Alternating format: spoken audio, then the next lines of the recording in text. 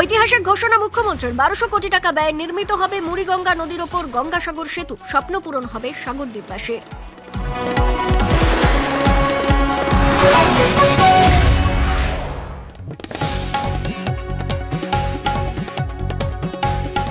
রাজ্যের গুরুত্বপূর্ণ তীর্থস্থান গঙ্গাসাগর। প্রত্যেক বছর লক্ষ লক্ষ মানুষ নদী পেরিয়ে সাগরদ্বীপে আসেন মকর সংক্রান্তিতে পুণ্য স্নানের জন্য।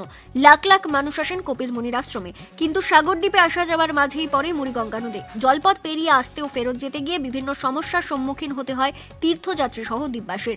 এই সমস্যা থেকে মুক্তি দিতে বহুদিন ধরে কেন্দ্রের কাছে গঙ্গাসাগরে একটি ব্রিজ তৈরির জন্য আবেদন জানিয়েছিলেন রাজ্য। তবে কেন্দ্রীয় সরকারের থেকে সাড়া না পাওয়ায় রাজ্য সরকার নিজের উদ্যোগে এই ব্রিজ তৈরি করতে চায় বলে জানিয়েছিলেন মুখ্যমন্ত্রী মমতা ব্যানার্জি।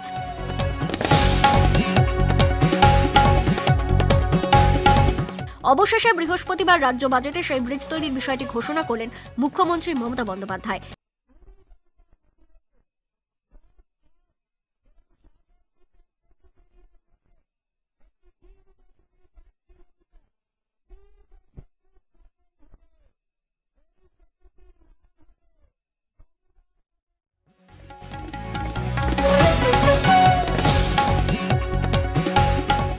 গঙ্গাসাগরে মুড়িগঙ্গা নদীর ওপরে ব্রিজ তৈরি করবে রাজ্য সরকার। এর জন্য 1200 কোটি টাকা খরচ হবে। 3 বছরের মধ্যে এই সেতু তৈরির কাজ সম্পন্ন হবে বলে জানান মমতা বন্দ্যোপাধ্যায়। মুড়িগঙ্গার উপরে তৈরি হওয়া এই সেতুর নাম দেওয়া হয়েছে গঙ্গাসাগর সেতু। মোট খরচ 1200 কোটি টাকা হলেও এবছর 200 কোটি টাকা বরাদ্দ করা হয়েছে।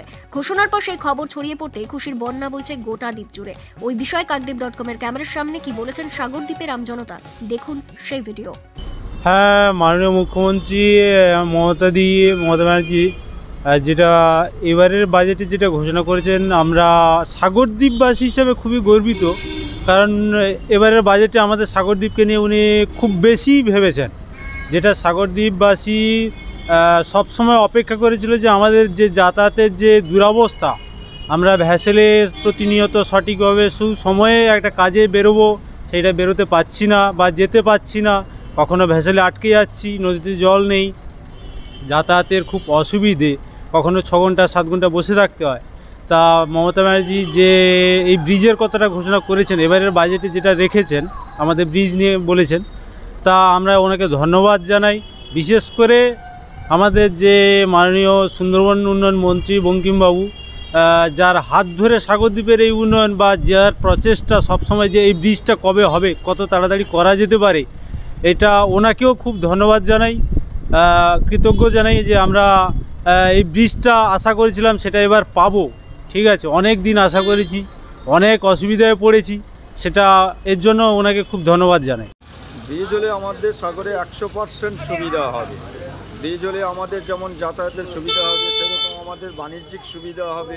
একদিক থেকে আমাদের এখানকার মাল কলকাতাতে পৌঁছানোর সুবিধা হবে, বা কলকাতা থেকে যেসব মাল আমাদের ভ্যাসেল ট্রলার এলসিডি করে আনতে হয়, সেগুলো থেকে অনেকটা উপকার হবে। আমাদের ডাইরেক্ট চলে আসবে ব্রিজ হলে আমাদের সাগরের যে সমস্ত রোগীরা যে সমস্যায় হয়, যে রোগীদের জলের জন্য বসে থাকতে হয়, সময় মতো নিয়ে যেতে পারি না, সেটা খুব তাড়াতাড়ি কলকাতাতে যে কোনো হসপিটাল নার্সিংহোমে নিয়ে যেতে পারবো।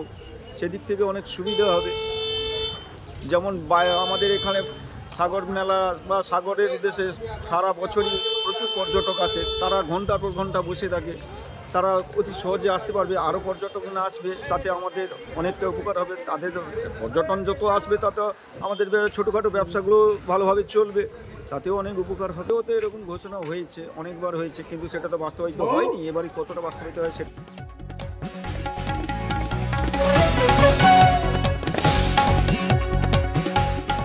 গঙ্গাসাগর থেকে সৌরভ মণ্ডলের রিপোর্ট, কাকদ্বীপ.com।